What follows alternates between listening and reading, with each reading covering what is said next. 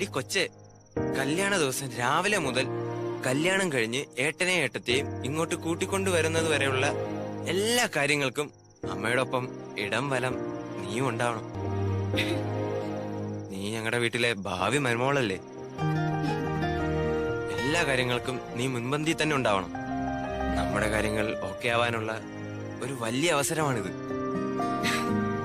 എല്ലാരും നിന്റെ പ്രസരിപ്പും കാര്യശേഷിയും ചുറുചുറുക്കും ഒക്കെ കണ്ട് അന്തം വിടണം. അച്ഛൻ എന്നെ കല്യാണത്തിനോ പാർട്ടിക്കോ കൂടാൻ വിടില്ലെന്നാ പറയുന്നേ. അയ്യോ, അങ്ങനെയാണെങ്കിൽ പരിപാടി കുളമാവല്ലോ. എന്തെങ്കിലും ഒരു പോംവഴി നീ മനസ്സിൽ കാണുന്നുണ്ടോ? എന്റെ മനസ്സിൽ ഒരു പോംവഴിയും തോന്നുന്നില്ല. നീ ഉടായിപ്പിന്റെ ഉസ്താദല്ലേ, എന്തെങ്കിലും പോംവഴി നിന്റെ മനസ്സിൽ തെളിയാതിരിക്കില്ല. അയ്യോ, ഞാനിപ്പോ അങ്ങനെയൊന്നും അല്ല, പക്ക ഡീസന്റാ. നീ അറിഞ്ഞില്ലായിരുന്നോ? എന്നാ പിന്നെ ഞാൻ വരണ്ടാന്ന് വെക്കാം. അല്ലാതെ ഇപ്പൊ എന്താ ചെയ്യാ? നീ അങ്ങനെ പറയല്ലേ. ഞാൻ ഉടായിപ്പ് നിർത്തിയെന്ന് വെച്ച് ഇനി തുടങ്ങിക്കൂടാന്നൊന്നും ഇല്ലല്ലോ. നിനക്ക് വേണ്ടിയാവുമ്പോ ഞാൻ അത് ഉറപ്പായിട്ടും ചെയ്യും. നീ എന്റെ മുത്തല്ലേ.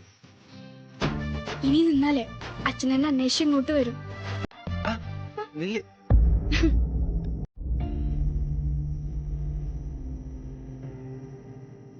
നിന്നെ അങ്ങനെ അങ്ങ് വിടാൻ തോന്നുന്നില്ല. പോകാൻ എനിക്ക് മനസ്സുണ്ടായിട്ടല്ല സാഗർ. ഇനി നിന്നാ പ്രശ്നമാകും. പിന്നല്ലേ, ആഴ്ചയിൽ കുറഞ്ഞത് ഒരു 3 തല്ലെങ്കിലും ഞാൻ ഉണ്ടാവും. ഒരു 3-4 പേര് വന്നാലും ഞാൻ ഒറ്റയ്ക്ക് മതി. 4 പേര് കുമാരൻ ഒറ്റയ്ക്കോ? പിന്നല്ലാതെ ഒരു 4 പേരുടെ അടിയൊക്കെ ഞാൻ നിന്നുകൊള്ളും. പിന്നെ കൂടുതലായ ഞാൻ ചത്തു. സാറ് വിളിപ്പിച്ച കാര്യം പറ. ചീട്ട് കളിച്ചോണ്ടിരുന്നിടത്തിന് എഴുന്നേറ്റ് വരിക. എടോ, താൻ ഒറ്റ വീട് കോളനി താമസിക്കുന്ന ബാലുവിന്റെ വീട്ടുകാരോടൊക്കെ നല്ല ടേംസിലാണോ? ആര്? ഈ സുധാമണി ചേച്ചിയുടെ മകൻ ബാലഗോപാലൻ. അതെ. പിന്നെ നല്ല ടേംസിലല്ലേ. അവര് മാത്രമല്ല, ഒറ്റ വീട് കോളനിയിലെ എല്ലാവരുമായിട്ട് ഞാൻ നല്ല ബെസ്റ്റ് ടേംസിലാണ്. സാറ് വിളിപ്പിച്ച കാര്യം പറ. എടോ, ആ ബാലുവിന്റെ വീട്ടിൽ നിന്ന് എനിക്കൊരു സാധനം പൊക്കണം. വെയിറ്റുള്ള വല്ലതും ആണോ? അത് ഐ മീൻസ് ഈ ഗ്യാസ് കുറ്റിയെ പോലെ വല്ലതും? അതൊന്നും അല്ല, ഒരു ഹാർഡ് ഡിസ്ക്. അതെന്ത് സാധനം? ഈ ഹാർഡ്വെയർ ഷോപ്പിൽ കിട്ടുന്ന വല്ല സാധനമാണോ? എടോ, ഒരു സോപ്പ് കുട്ടിയുടെ സൈസിലൊക്കെ ഉള്ള ഒരു കറുത്ത ബോക്സ് ആണ്. കൊള്ളാം, ബെസ്റ്റ്. അങ്ങനൊരു സാധനം ആ വീട്ടിൽ ഇത് എവിടുന്ന് തപ്പിയെടുക്കാനാണ്? ഒന്നുകിൽ അത് അവന്റെ ലാപ്ടോപ്പ് ബാഗിലുണ്ടാവും. അതെന്ത് സാധനം? എടോ, അവൻ ഓഫീസിൽ കൊണ്ടുപോകുന്ന ലാപ്ടോപ്പ് ഇല്ലേ, കമ്പ്യൂട്ടർ, അതിന്റെ ഭാഗ്യം. മനസ്സിലായോ? മനസ്സിലായി മനസ്സിലായി. അപ്പൊ ആ ബാഗ് ഞാൻ അടിച്ചു മാറ്റി തരണം അല്ലേ?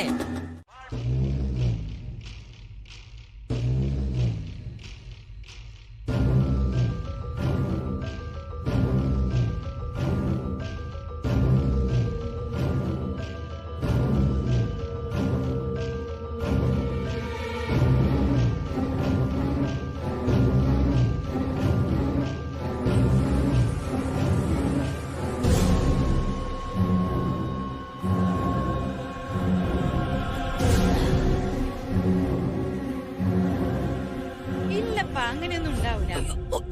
സമ്മതിക്കൂല. നിങ്ങൾക്കത് വെറുതെ തോന്നുക. ആ ശരി ശരി, ഞാൻ പറയാം. ആ ശരി.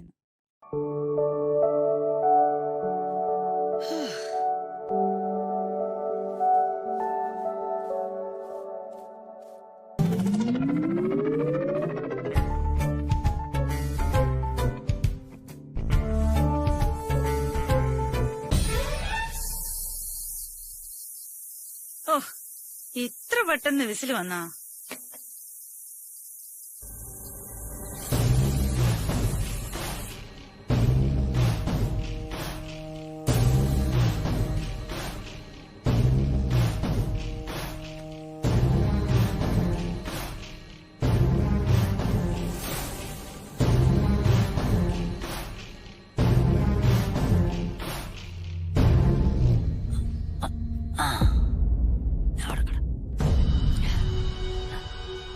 ചുവന്ന ബാഗ്, കറുത്ത ഡിസ്ക്. ചുവന്ന ബാഗ്, കറുത്ത ഡിസ്ക്, ഇത് തന്നെ സാധനം. കേറണില്ല.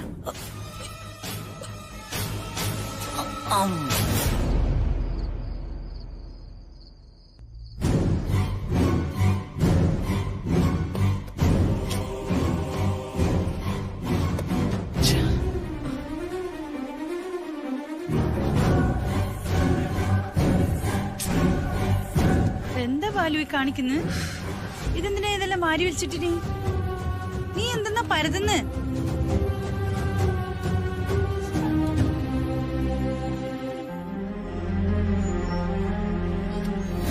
എന്നടാ പരതുന്ന്? എന്നാ കാര്യം? എന്റെ പ്രോജക്റ്റിന്റെ ഹാർഡ് ഡിസ്ക് കാണുന്നില്ല. ആ എന്നാ സാധനം? എന്റെ ഓഫീസിലെ നമ്മുടെ ടീം ഏറ്റെടുത്തിരുന്ന വലിയ പ്രോജക്റ്റിന്റെ ഫുൾ ഡീറ്റെയിൽസ് അടങ്ങിയ ഒരു ഹാർഡ് ഡിസ്ക് ഇവിടെ ഉണ്ടായിരുന്നു. അതിപ്പോ ഇവിടെ നോക്കിയിട്ട് കാണുന്നില്ല. ബാലു ഹാർഡ് ഡിസ്കിന്റെ കാര്യത്തിൽ വളരെ കെയർഫുൾ ആയിരുന്നു. ഈ പ്രോജക്ട് ഫയൽ നഷ്ടപ്പെട്ടത് മനഃപൂർവ്വം ആയിക്കൂടെ? Uncle, what do you mean? Appu എത്ര ബ്രോഡ് മൈൻഡഡ് ആണെന്ന് പറഞ്ഞാലും ബാലു ഒരു മനുഷ്യനല്ലേ? നിന്റെ കീഴിലായി നിന്റെ ടീം ലീഡറായ അവനിപ്പോ ജോലി ചെയ്യുന്നത്. അതിന്റെ ഒരു ഇൻഫീരിയോറിറ്റി കോംപ്ലക്സ് അവനെ കാണാതിരിക്കുവോ? അതുപോലെ തന്നെ നിങ്ങൾ ഒരുമിച്ചൊരു പ്രോജക്ട് ചെയ്യുമ്പോൾ അതിന്റെ അഡ്വാൻറ്റേജും ക്രെഡിറ്റും നിങ്ങൾക്ക് ഒരുപോലെ ഡിവൈഡ് ചെയ്യപ്പെടും. അപ്പോഴും നിനക്ക് പിന്നാലെ മാത്രമാ അവന്റെ സ്ഥാനം. ഉള്ളാലെയാണെങ്കിലും അവൻ ഫ്രസ്ട്രേറ്റഡ് ആയിരിക്കും. ആ സ്ഥിതിക്ക് ബാലു ആ ഹാർഡ് ഡിസ്ക് മോഷണം പോയിന്ന് കള്ളം പറഞ്ഞ് ഞങ്ങളുടെ പ്രോജക്റ്റ് ഒറ്റയ്ക്ക് കൈക്കലാക്കി ക്രെഡിറ്റ് അടിക്കാൻ നോക്കിന്നാണോ അങ്കിള് പറഞ്ഞു വരുന്നത്? അങ്കിളിന് തെറ്റിപ്പോയി. അത്തരത്തിൽ ചീപ്പ് ഈഗോയോ കോംപ്ലക്സോ ഉള്ള ആളല്ല ബാലു. എന്ന് മാത്രമല്ല, എന്തിന്റെങ്കിലും പേരിൽ ഇത്രമാത്രം സെൽഫിഷായി പെരുമാറുന്ന ഒരാളും അല്ല ബാലു. അപ്പു, ഒരു ഇഷ്യൂ ഉണ്ടാവുമ്പോ നമ്മൾ അതിന്റെ എല്ലാ വശങ്ങളും എല്ലാ സാധ്യതകളും ഒന്ന് ചിന്തിക്കുന്നത് നല്ലതാ. ഇക്കാലത്ത് ആരെയും കണ്ണടച്ച് വിശ്വസിക്കാൻ പറ്റില്ല. ശരിയായിരിക്കാം, പക്ഷെ അതിൽ നിന്നൊക്കെ വ്യത്യസ്തനാണവൻ. എനിക്ക് നന്നായിട്ട് അറിയാം. നിങ്ങളുടെയൊക്കെ എതിർപ്പിനെ വകവെക്കാതെ ഞാൻ അവന് വേണ്ടി നിലകൊണ്ടതിന്റെ കാരണവും അതുതന്നെയാ.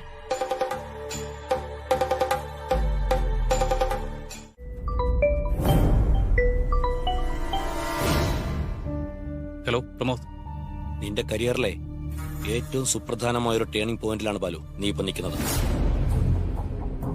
You start your count down. ഓഫീസിലെ മാത്രമല്ല, സ്വന്തം കരിയറിലെ തന്നെ നിന്റെ നാളുകൾ എണ്ണപ്പെട്ട് കഴിഞ്ഞു. നീ ഇങ്ങനെ പിച്ചും പേയും പറയാതെ കാര്യം എന്താന്ന് വെച്ചാ പറഞ്ഞിട്ട് ഫോൺ വെച്ചിട്ട് പോ. എനിക്ക് വേറെ പണിയുണ്ട്. ഇങ്ങനെ കിടന്ന് തിളക്കല്ലടാ. ഞാൻ പറയാൻ പോകുന്നത് വളരെ ശ്രദ്ധിച്ചു കേട്ടോ. നീയും നിന്റെ ഫ്യൂച്ചർ പൊണ്ടാട്ടയും കൂടെ ദിവസങ്ങളോളം രാവും പകലും ഉറക്കം ഒളച്ചിരുന്നുണ്ടാക്കിയ ആ പ്രോജക്റ്റിന്റെ ഹാർഡ് ഡിസ്ക് അതിപ്പോ എന്റെ കയ്യിലാണ്. പിന്നെ ഓഫീസിൽ നിന്റെ ആയുസ് ഏറിയാൽ ഒരാഴ്ച. അടുത്ത ബോർഡ് മീറ്റിംഗിനുള്ളിൽ നിന്റെ പണി തെറിക്കും. എന്തായാലും എനിക്ക് തരാവുന്ന ഏറ്റവും വലിയ പണി തന്നെയാ നീ എനിക്ക് തന്നത്. Your choice was absolutely right. പക്ഷെ ദൈവം എന്റെ കൂടെയാ പ്രമോദേ. നിന്റെ കയ്യിലുള്ള ഹാർഡ് ഡിസ്കിന്റെ കവറ് നീ ഒന്ന് തുറന്ന് നോക്കുമോനെ. എന്തേ ഞെട്ടിയോ നീ? സമയം കളയാതെ തുറന്നു നോക്കടാ. എന്നിട്ട് ഇതിനേക്കാളും നന്നായിട്ട് ഒന്നുകൂടെ ഞെട്ട്. Hello hello Balu, hello hello.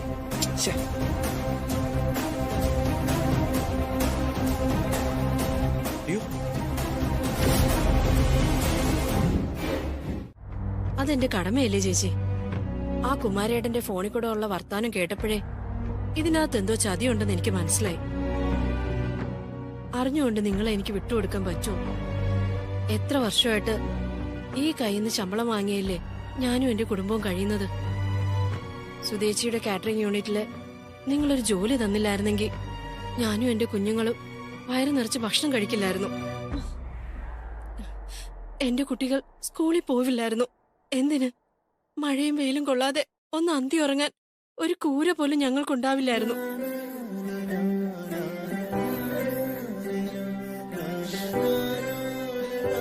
ഇതൊന്നും അറിയാതെ സർവ്വസമയം കുടിച്ചു കൂത്താടി നടക്കുന്ന കുമാരേട്ടന് ഞാൻ കൂട്ടു നിൽക്കണോ അതോ നിങ്ങൾക്കിപ്പോ നിൽക്കണോ? പറ.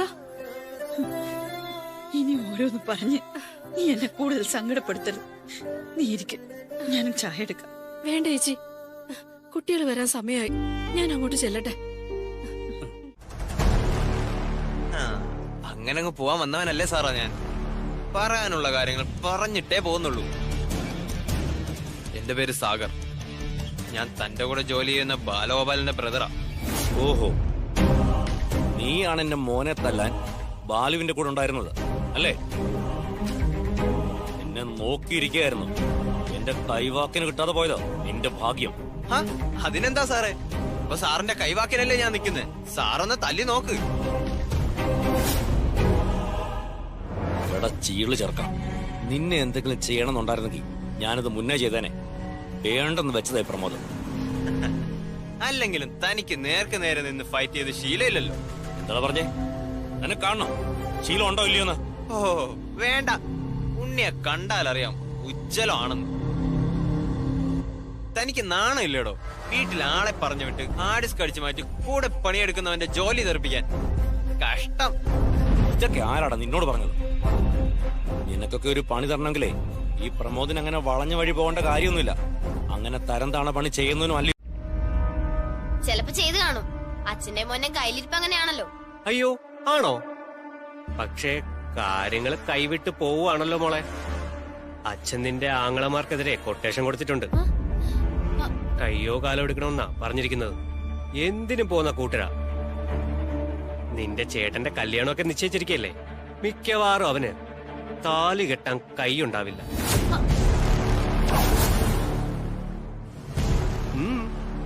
ദയവ് ചെയ്ത് എന്റെ ചേട്ടന്മാരെ ഉപദ്രവിക്കരുത്. നമ്മൾ തമ്മിലുള്ള പ്രശ്നത്തിന്റെ ഇടയ്ക്ക് എന്തിനാ അവരെ വലിച്ചഴക്കുന്നത്? ഇത് നമുക്കിടയിലെ പ്രശ്നം മാത്രമായിരുന്നു. അവന്മാരെന്നെ വീട്ടിൽ കയറി തല്ലുന്നവരെ. പക്ഷേ ഇപ്പൊ അതങ്ങനെയല്ല.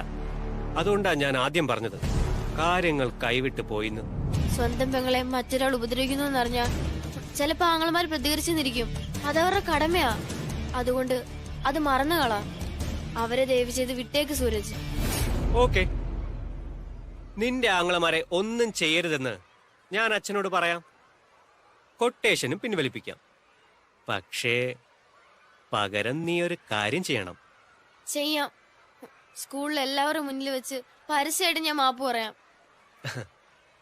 മാപ്പ് പറച്ചിലൊക്കെ പഴയ ഏർപ്പാടല്ലേ. അതിന്റെ എക്സ്പയറി ഡേറ്റ് ഒക്കെ കഴിഞ്ഞു. പിന്നെ എന്താ നിനക്ക് വേണ്ടത്? എനിക്ക് നീ ഒരു ഉമ്മ തരണം.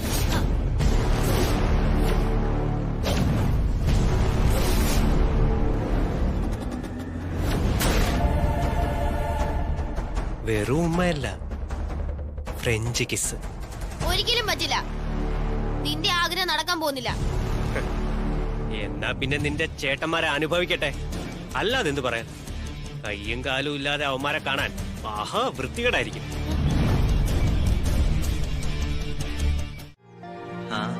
അതിനെ നിന്നെ ഞാൻ നിന്റെ അച്ഛന് വിട്ടുകൊടുത്തിട്ട് വേണ്ടേ? ഇയാൾ എന്തോ ചെയ്യും?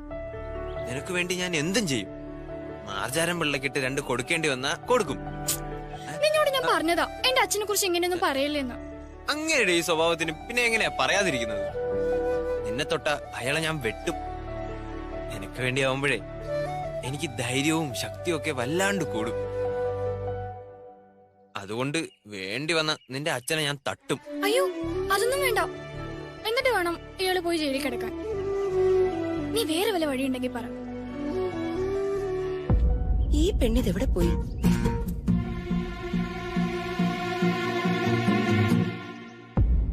കലക്കി. തേടിയ വള്ളി കാല് ചുറ്റിന്ന് കേട്ടിട്ടേ ഉള്ളൂ. ആ വൃത്തികെട്ട പിള്ളക്കെട്ടൊരു പണി കൊടുക്കാൻ ഇത് ധാരാളമാ. നമുക്കൊരു കാര്യം ചെയ്താലോ? ഒളിച്ചോടിയാലോ? ഒളിച്ചോടിട്ട് എന്ത് ചെയ്യാനാ ഉദ്ദേശം? എങ്ങനെ ജീവിക്കും? ഒരു പെണ്ണിനെ പറ്റാനുള്ള എന്തെങ്കിലും ജോലി ഉണ്ടോ നിനക്ക്? ജോലി ഞാൻ കണ്ടെത്തും. എന്നിട്ട് എന്റെ പെണ്ണിനെ ഞാൻ തന്നെ കൊണ്ടുപോകും. നമ്മൾ ഒരുമിച്ച് നല്ല സന്തോഷത്തോടെ ജീവിക്കും. നിന്നെ ഞാൻ മറ്റൊരാൾക്കും വിട്ടുകൊടുക്കില്ല. അത് ആരൊക്കെ എതിർത്താലും. എന്താ സുഭാഷിണി? എനിക്ക് ചേച്ചിയോട് ചില സുപ്രധാന രഹസ്യങ്ങൾ വെളിപ്പെടുത്താനുണ്ട്. വെളിപ്പെടുത്താൻ നീ ആരാ? CBI യോ? ആ, എന്റെ വെളിപ്പെടുത്തലിന്റെ പവർ വെച്ച് നോക്കുമ്പോ CBI ഒക്കെ ചെറുത്. പക്ഷേ അതിനു മുൻപ് എനിക്ക് ചേച്ചി ചിലതൊക്കെ കാണിക്കണം. എന്നിട്ടാകാം സംസാരം. ദേ ആദ്യം ഇതൊന്ന് കാണാം.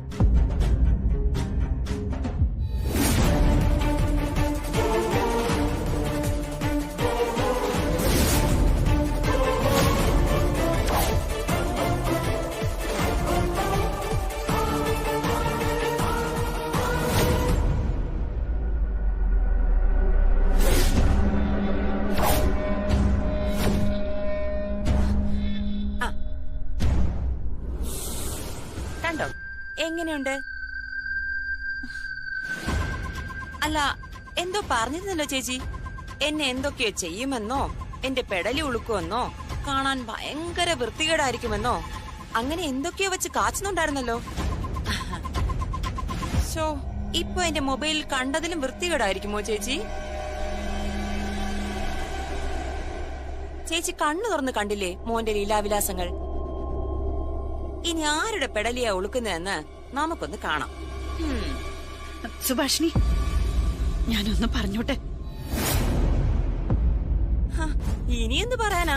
ഈ കണ്ടതിൽ കൂടുതൽ എന്തെങ്കിലും ഉണ്ടോ പറയാൻ? ഞാൻ പറയുന്നത് ദയവ് ചെയ്ത് സമാധാനപരമായിട്ടൊന്ന് കേക്ക്. കുട്ടികൾ ചെയ്തത് തെറ്റന്യ സമ്മതിച്ചു. പക്ഷേ ഈ പ്രായത്തില് കുട്ടികളുടെ ഇടയില് ഇതെല്ലാം സ്വാഭാവികല്ലേ? ചേച്ചി ആള് കൊള്ളാലോ. സ്വന്തം മകൻ ചെയ്ത പ്രവൃത്തിയെ നിങ്ങൾ ന്യായീകരിക്കുകയാണോ? അവൻ ആ പെൺകൊച്ചിട്ട് പണി കൊടുക്കുമ്പോഴേ നിങ്ങൾ പഠിക്കൂ. അവനത് ചെയ്യുകയും ചെയ്യും. നാണമില്ലേ ഇങ്ങനെയുള്ളവരെയൊക്കെ ന്യായീകരിക്കാൻ? ഛേ, നിങ്ങളൊക്കെ ഒരു അമ്മയാണോ? ഓൻ കാണിച്ചത് ഒരിക്കലും ചെയ്യാൻ പാടില്ലാത്ത. അതിന് ഞാൻ ഓനെ പറഞ്ഞ് മനസ്സിലാക്കിക്കോളാം സുഭാഷിണി.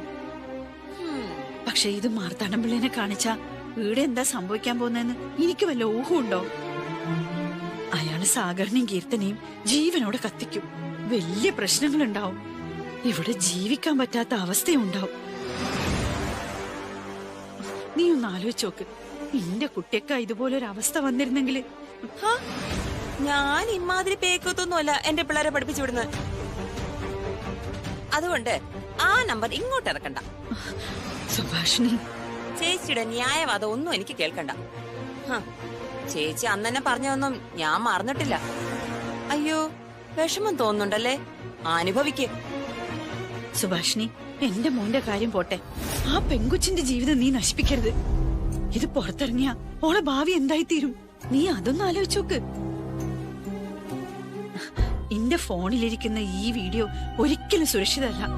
ഇതൊക്കെ ഏതെങ്കിലും വഴി ചോർന്ന് പുറം ലോകത്ത് മിണ്ടിപ്പോരുത്. നീ നിന്റെ 10 മാസം വയറ്റ് ചുമന്ന് പെട്ടോള ഞാൻ. ഇന്ന് വരെ ആരെ മുന്നിലും തലകുനിച്ച് നിന്നിട്ടില്ല, തോറ്റു കൊടുത്തിട്ടില്ല. നീ കാരണം അങ്ങനെ ഒരു അവസ്ഥ എനിക്കുണ്ടായ നീ കൊല്ലും, ഞാനും ചാവും. അമ്മ ഈ പറയുന്ന പോലെ ഒന്നുമില്ല. ഒന്നുമില്ലെങ്കിൽ പിന്നെ നീ എന്തിനാടാ ഓക്ക് ഉമ്മ കൊടുത്തത്? ഓളിന്റെ ആരാ, പെങ്ങളോ അതോ അമ്മയോ? ആരാ അമ്മയോട് ഈ അനാവശ്യങ്ങളൊക്കെ പറഞ്ഞത്? ഞങ്ങൾ രണ്ടുപേരും കൂടി അവിടെ നിന്ന് സംസാരിച്ചു എന്നുള്ളത് നേരാ. അപ്പോഴേക്ക് ഇത്തരത്തിലുള്ള കഥകൾ മേഞ്ഞത് ആരാന്നാ എനിക്ക് മനസ്സിലാവാതെ. അത് വിശ്വസിക്കാൻ അമ്മയും. അങ്ങനെ വെറുതെ ഒരാൾ വന്ന് പറഞ്ഞതാണെങ്കിൽ ഞാനത് വിശ്വസിക്കൂലായിരുന്നു. പക്ഷെ തെളിവും കൊണ്ടാ അയാൾ എന്റെ അടുത്ത് വന്നത്. തെളിവോ? എന്ത് തെളിവ്? അതെന്തെങ്കിലും ആയിക്കോട്ടെ, പക്ഷെ എനിക്ക് വിശ്വസിക്കാൻ പറ്റുന്ന തെളിവ് കിട്ടിയിട്ട് തന്നെയാ നിന്നോട് ഞാൻ ഈ സംസാരിക്കുന്നത്. സാഗരേ, ഞാൻ നിന്നെ പെറ്റ അമ്മയാ. എന്റെ കണ്ണിൽ പൊടിയിട്ട് എന്നെ മണ്ടത്തിയാക്കാൻ നീ ശ്രമിക്കരുത്. ഞാൻ അങ്ങനെയൊന്നും ചെയ്തിട്ടില്ല. ആരെങ്കിലും എന്തെങ്കിലും അനാവശ്യം പറഞ്ഞു എന്ന് കരുതി. നിർത്തടാ. ആവശ്യം അനാവശ്യം കണ്ടാലും കേട്ടാലും തിരിച്ചറിയാനുള്ള പ്രായമുണ്ട് എന്റെ അമ്മയ്ക്ക്. കൃത്യമായ തെളിവ് കണ്ടിട്ടാ ഞാൻ നിന്നോട് സംസാരിക്കുന്നത്. ഇവിടെ ഇത് കുട്ടിക്കളിയല്ല. എങ്ങനെ ചീത്തപ്പേര് കേൾപ്പിച്ച എനിക്ക് കൈ കഴുകി മാറാം. പക്ഷെ ഓളൊരു പെൺകുട്ടിയാ. ഇല ചെന്ന് മുള്ളില് വീണാലും മുള്ളു വന്ന് ഇലയിൽ വീണാലും ഇലക്ക് തന്നെയാ കേട്. അമ്മ ചുമ്മാ വെറുതെ ഓരോന്നും പറയാതെ. ഞാൻ അങ്ങനെ ഒരാളാണെന്ന് അമ്മയ്ക്ക് തോന്നുന്നുണ്ടോ? നീയെന്നല്ല, ഒരാണിനെയും കണ്ണടച്ച് വിശ്വസിക്കരുതെന്ന ഞാൻ എന്റെ ജീവിതത്തിൽ നിന്ന് പഠിച്ച പാഠം. അതിന് കാരണം എന്റെ കഴുത്തിൽ താലി കെട്ടിയ എന്റെ ഭർത്താവ് തന്നെയാ. അയാളെ മോനല്ലേ നീയും? അമ്മ വയറ്റിലിട്ടും മടിയിലിട്ടും തോളിലിട്ടും വളർത്തിയാലും അച്ഛന്റെ പാരമ്പര്യ ഗുണം ആൺമക്കളിൽ നിന്ന് മാഞ്ഞു പോവില്ല. ദയവ് ചെയ്ത് നീ അത് തെളിയിക്കല്ലേ. അമ്മേ, അമ്മ ഉദ്ദേശിക്കുന്ന പോലെ ഒരു ബന്ധവും ഞങ്ങൾ തമ്മിലില്ല. പിന്നെ നീ എന്നോട് കൊള്ളത്തരം മാത്രം പറയല സാഗരൻ. ആ മാർത്താണ്ഡം പിള്ളേന്റെ അടുത്തെങ്ങാനും ഈ വിവരം എത്തിയാലുള്ള അവസ്ഥ എനിക്ക് ഊഹിക്കാലോ. ഇന്ന് ഞാൻ കണ്ട തെളിവ് നാളെ അയാളടുത്ത് എത്തൂലെന്ന് എനിക്ക് ഒരു ഉറപ്പുമില്ല. അങ്ങനെ വല്ലതും സംഭവിച്ച അയാൾ ഈ കോളനി ഇളക്കി മറിക്കും. പിന്നെ ഒരു നിമിഷം പോലും നമുക്കിവിടെ ജീവിക്കാൻ പറ്റൂല. അയാളുടെ മോളോട് അപമര്യാദയായി പെരുമാറിയനാ നമ്മളെ ഇറക്കി വിട്ടേന്ന് നാട് മൊത്തം അയാള് പറഞ്ഞു പ്രചരിപ്പിക്കും. അങ്ങനെ ഒരു നാണക്കേട് കൂടി കേൾക്കേണ്ടി വന്നാല്. ആ പറഞ്ഞതിന്റെ ധ്വനി എനിക്ക് മനസ്സിലായി. അവരിങ്ങോട്ട് വരുന്നതോടെ ഈ വീടിന്റെ സമാധാനം ആകെ താറുമാറാവും. ഈ അമ്മായിയമ്മയും മരുമക്കളും തമ്മിൽ ഒത്തുപോകാതിരിക്കൽ ഒരു സർവ്വലൗകിക പ്രതിഭാസമാ. ഇത് അമ്മായിയമ്മയും മരുമകളും തമ്മിലുള്ള വിഷയമൊന്നുമല്ല. ആ സ്ത്രീയായിട്ട് ഒത്തുപോവാൻ അവരുടെ സ്വന്തം മക്കൾക്കോ ഭർത്താവിനോ പോലും സാധിച്ചിട്ടില്ല. അത്രയ്ക്ക് വഷളാ അവരുടെ കയ്യിലിരിപ്പ്. ചിലപ്പോ നിനക്കത് ഒരു ബമ്പർ ആകാനുള്ള എല്ലാ സാധ്യതയുണ്ട്. അതുകൊണ്ട് സൗന്ദര്യ പിണക്കങ്ങളൊക്കെ ഒന്ന് വിട്ടുപിടി. ബമ്പറോ? എന്ത് ബമ്പർ? കൊച്ചുമോളെ കല്യാണം കഴിച്ചു കൊടുക്കുന്ന വീടിന്റെ അവസ്ഥയും പരിസരവും ഒക്കെ അറിഞ്ഞു കഴിയുമ്പോ അവര് ചിലപ്പോ അളിയന്റെ കുത്തിന് പിടിക്കാനുള്ള എല്ലാ സാധ്യത ഉണ്ടെന്നാ ഞാൻ ഉദ്ദേശിച്ചത്. അല്ല, നിന്നെ പറഞ്ഞ ഒരു കാര്യവുമില്ല. എല്ലാം അവരുടെ ഇഷ്ടത്തിന് വിട്ടുകൊടുത്തിട്ട് കീഴടങ്ങി നിൽക്കുകയല്ലേ. അതല്ല സന്ദീപേട്ട, മഹേഷിന്റെ ഓവർ സെന്റിമെന്റ്സാ കാര്യങ്ങൾ ഇവിടം വരെ കൊണ്ടെത്തിച്ചത്. അവരോട് ഫൈറ്റ് ചെയ്ത് നിൽക്കുന്നതിന് എനിക്ക് എന്റേതായ ലിമിറ്റേഷൻസ് ഉണ്ട്. പൊതുവെ സോഫ്റ്റ് ആയ ഒരു നേച്ചറാ മഹേഷിന്റേത്. പക്ഷെ ചില കാര്യങ്ങളിൽ ഒരു പിടി പിടിച്ച പിന്നെ വിടാൻ വലിയ പാടാ. ഒന്നിലും മഹേഷ് ചാടിക്കേറി ഒരു തീരുമാനം എടുക്കില്ല. പക്ഷെ ഒരു തീരുമാനം എടുത്താ എന്തൊക്കെ പ്രഷർ ഉണ്ടായാലും അതിന്ന് മാറത്തുമില്ല. അതെനിക്കും അറിയാവുന്ന കാര്യം തന്നെയാ. പക്ഷെ അപർണയുടെ കല്യാണത്തിന്റെ തീരുമാനം അളിയൻ ചാടിക്കയറി എടുത്തതാണെങ്കിലും ആലോചിച്ചെടുത്തതാണെങ്കിലും അതൊരു പമ്പര വിഡിത്തമാണെന്നേ ഞാൻ പറയൂ. അമ്മയുടെ അഭിപ്രായം എന്താണെന്ന് അറിയാനാ ഞാനും വെയിറ്റ് ചെയ്യുന്നത്. അമ്മയും ഈ ബന്ധത്തിന് അഗെയിൻസ്റ്റ് ആണെങ്കിൽ ഞാൻ ഒന്നുകൂടെ കളം മാറ്റി ചവിട്ടും സന്ദീപേട്ട. അപ്പൂനെ അങ്ങനെ ഒരു ദുരന്തത്തിലേക്ക് വിട്ടുകൊടുക്കാൻ എനിക്കിപ്പോഴും എന്തോ എന്റെ മനസ്സങ്ങോട്ട് അനുവദിക്കുന്നില്ല.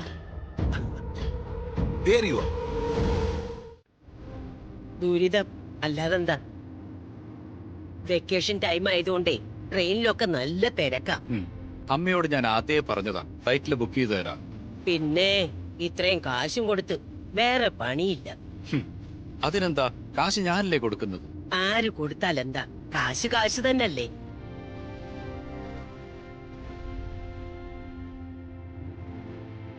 എന്തായാലും വീട്ടിൽ ചെന്നൊന്ന് ഫ്രഷായി ഉറക്കമൊക്കെ കഴിയുമ്പോ ക്ഷീണമൊക്കെ മാറും. അതൊക്കെ ഞാൻ മാറ്റിക്കോളാം. എന്തായാലും തൽക്കാലം ഇപ്പോ നമ്മള് വീട്ടിലേക്കല്ല പോന്നേ. പിന്നെ ആദ്യം ആ ചെക്കന്റെ വീട് വരെ ഒന്ന് പോണം. ഏത് ചെക്കൻ? ആ, അത് കൊള്ളാം. നിന്റെ മോളെ കെട്ടാൻ പോകുന്ന ചെക്കൻ. ഓ, അല്ല, അവന്റെ വീടിരിക്കുന്ന സ്ഥലം എവിടെയാ? കൊട്ടത്തേങ്ങ കോളനിയോ? കൊട്ടത്തേങ്ങ അല്ലമ്മേ, ഒറ്റ വീട് കോളനി. ആ, അത് തന്നെ. എടി പെണ്ണേ, നീ ഏത് ക്ലാസ്സിലാ പഠിക്കുന്നേ? എടി ചോദിച്ചത് കേട്ടില്ലേ? നീ ഏത് ക്ലാസ്സിലാ പഠിക്കുന്നേന്ന്? 10ാം ക്ലാസ്സില്. ഈ വീട്ടില് എത്ര മുറിയുണ്ടടി പെണ്ണേ? അമ്മ എന്തിനാ ഇങ്ങനെ ആവശ്യമില്ലാത്ത കാര്യങ്ങളൊക്കെ ചോദിക്കുന്നത്? ഇതൊന്നും ആവശ്യമില്ലാത്ത കാര്യങ്ങളല്ല, അത്യാവശ്യമുള്ള കാര്യങ്ങളാ. കണ്ടിട്ട് ഇതിനകത്ത് വലിയ സൗകര്യം ഉണ്ടെന്നൊന്നും എനിക്ക് തോന്നുന്നില്ല. ഈ സൗകര്യം കൊണ്ടാ ഞങ്ങൾ ഇത്രയും കാലം ഇന്നത്തെ ജീവിച്ചത്. നിങ്ങള് ജീവിച്ചെന്നും കരുതി എല്ലാവർക്കും അതുപോലെ ജീവിക്കാൻ പറ്റുമോ?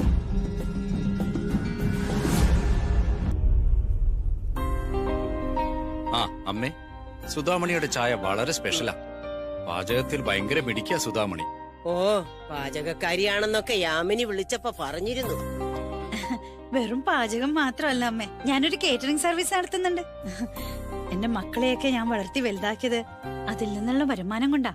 ഈ ഒറ്റയ്ക്ക് കിടന്ന് ചത്ത് വലിച്ചിട്ട് എന്ത് കിട്ടാനാ? ഞാൻ ഞാൻ ഒറ്റയ്ക്കല്ലമ്മേ. ഈ കോളനിയിലെ കുറച്ചാൾക്ക് ഞാൻ ജോലി കൊടുക്കുന്നുണ്ട്. ഞാൻ കഴിക്കാൻ എന്തെങ്കിലും എടുത്തോണ്ട് വരാം. ഒരു മുന്നറിയിപ്പ് ഇല്ലാണ്ട് വന്നോണ്ട് ഒന്നും ഒരുക്കി വെക്കാൻ പറ്റിയിട്ടില്ല, ക്ഷമിക്കണം. വേണ്ട, കഴിക്കാനൊന്നും വേണ്ട. ഭക്ഷണത്തിന്റെ പാചകത്തിന്റെ ഒക്കെ കാര്യം അവിടെ ഇരിക്കട്ടെ. നിങ്ങൾ എല്ലാവരും കൂടി ഇതിനകത്ത് എങ്ങനെ താമസിക്കുന്നു? ഇതുപോലൊരു കുടിസ് വീട്ടിൽ ജീവിക്കേണ്ടവളാണോ മഹേഷേ അപ്പു? ആ, ഇനിയിപ്പൊ പറഞ്ഞിട്ട് എന്താ, കാര്യങ്ങളൊക്കെ തീരുമാനിച്ചു പോയില്ലേ? ഇനിയിപ്പൊ അപ്പുമോളും കൂടി വന്നാലേ ഇതിനകത്ത് നിങ്ങൾ എല്ലാവരും കൂടി എങ്ങനെ ജീവിക്കും? അമ്മേ, ബെഡ്റൂം എന്ന് പറയാൻ ഈ വീട്ടിൽ ആകെ ഒരെണ്ണുള്ളു. അത് ബാലുവിനും അപർണയ്ക്കും കൊടുക്കാനാ എന്റെ തീരുമാനം. അപ്പൊ നിങ്ങൾ എല്ലാവരും കൂടി എവിടെ കിടക്കും? തറയിൽ പാവിരിച്ച് കിടക്കുവോ? അല്ല, നിങ്ങൾക്കൊക്കെ എവിടെ കിടന്നാലും ഉറക്കം വരും. പക്ഷേ എന്റെ അപ്പുമോളെ അങ്ങനെയല്ല, അറിയൂ? അമ്മേ, സുധാമണിയും കുടുംബത്തെയും ഇൻസൾട്ട് ചെയ്യുന്ന രീതിയിൽ അമ്മ ഒന്നും സംസാരിക്കരുത്. ഇവരൊക്കെ നമ്മുടെ കുടുംബത്തിന്റെ ഭാഗാൻ പോകുന്ന ആൾക്കാരാ. അമ്മ അത് മറക്കരുത്. ഇവിടുത്തെ കാര്യങ്ങളെല്ലാം ഞങ്ങൾക്കറിയാം. അതൊക്കെ അറിഞ്ഞുകൊണ്ട് തന്നെയാ അപർണ ബാലുവിനെ ഇഷ്ടപ്പെട്ടത്.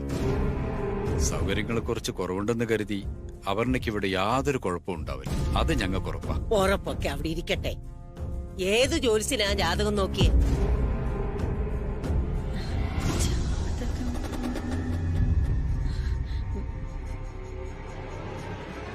എന്താ നിങ്ങൾ അങ്ങോട്ടും ഇങ്ങോട്ടും ഒക്കെ നോക്കുന്നേ? ജാതകം നോക്കിയിട്ടല്ലേ കല്യാണം നിശ്ചയിച്ചത്? അമ്മേ, അവര് തമ്മിൽ കണ്ടു, ഇഷ്ടപ്പെട്ടു, കല്യാണം കഴിക്കാൻ തീരുമാനിച്ചു. നമ്മളത് നടത്തി കൊടുക്കുന്നു. അവര് തമ്മിൽ നല്ല മനപ്പൊരുത്തമുണ്ട്. അതുകൊണ്ടാണല്ലോ അവര് തമ്മിൽ കല്യാണം കഴിക്കാൻ തീരുമാനിച്ചത്. അതിന്റെ പേരിൽ നാളെ അവരുടെ ജീവിതത്തിൽ എന്തെങ്കിലും കുഴപ്പമുണ്ടായാ ആര് സമാധാനം പറയും? ജാതകപ്പുറത്ത് നോക്കാതെ കല്യാണം നടത്താൻ പറ്റില്ല. ഞാൻ അതിന് സമ്മതിക്കുന്ന പ്രശ്നമില്ല. മഹേഷേ, കല്യാണം തൽക്കാലത്തേക്ക് മാറ്റിവെക്കും. നമുക്കത് പിന്നീട് ആലോചിക്കാം. അമ്മ എന്തൊക്കെയായി പറയുന്നത്? അമ്മേ, കല്യാണത്തിന് കുറച്ച് ദിവസങ്ങളേ ഉള്ളൂ. എല്ലാം തീരുമാനിച്ചു കഴിഞ്ഞു. ഇനി മാറ്റിവെക്കാനൊന്നും പറ്റില്ല. അങ്ങനെ പറഞ്ഞാൽ എങ്ങനെ പറ്റും മഹേഷേ? ഇതെന്റെ പേരക്കുട്ടിയുടെ ഭാവി ജീവിതത്തിന്റെ പ്രശ്നമാ. അവളെ കൊണ്ടുചെന്നേ നിലയില്ലാ കയത്തിൽ കെട്ടിത്താഴ്ത്താൻ ഞാൻ സമ്മതിക്കത്തില്ല. ഒരു കല്യാണം കഴിക്കാൻ പോകുമ്പോ നമ്മൾ ആദ്യം നോക്കേണ്ടതേ ജാതക പൊരുത്തമാണ്. ചേരാത്തതിനെ തമ്മിൽ ചേർത്ത് വെച്ചാ ജീവിതകാലം മുഴുവൻ ദുരന്തം അനുഭവിക്കേണ്ടി വരും. ചിലപ്പോ വൈധവ്യ ദുഃഖവും ഉണ്ടായിരുന്നു വരും. അതുകൊണ്ട് ജാതകം നോക്കി പൊരുത്തം ഉണ്ടോ ഇല്ലയോ എന്ന് അറിഞ്ഞിട്ട് മാത്രം മതി ഇനി മുന്നോട്ടുള്ള നീക്കം. മനസ്സിലായോ നിനക്ക്?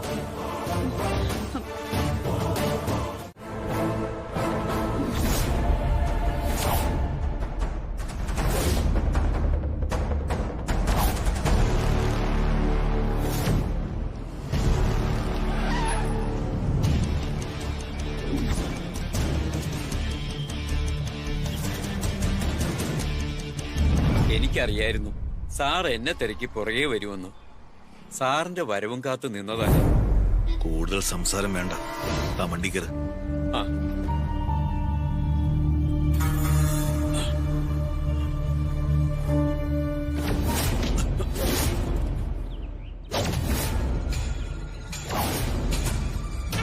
താൻ എന്താണോ വിചാരിച്ചത്?